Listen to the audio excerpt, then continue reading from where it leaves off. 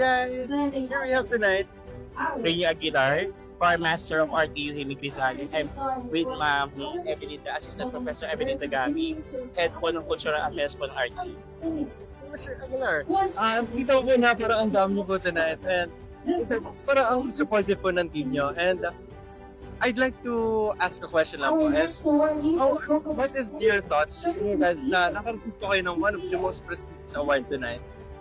Actually, ito ay blessing po sa amin, especially isa sa mga hard work namin from mga previous na preparation namin, especially sa mga international competition namin. And nagpapasalamat po kami sa organizer po na binigay sa amin itong ganitong klaseng award. This is a Lifetime Achievement Award na po, na which is ibig sabihin na re-recognize po ng organizer po o ng organization yung sacrifice or yung cultural na ibabahagi po ng RTU po sa community. So, once again, thank you to Lab Visual Corporation for organizing this event. And for our next question naman po is, this award is a testament towards your journey, your hard work. What do you think is the motivation towards this journey? Ang motivation namin para mas gumawa pa kami ng mga ganitong klaseng achievement, syempre, never stop on dreaming at the same time. Mas taasan namin yung excellence at the same time.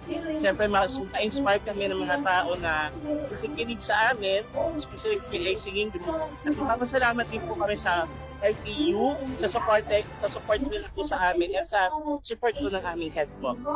Once again, congratulations for achieving this award. Thank you. Very last question na lang po is, do you have any messages towards our viewers or especially to our RTU people?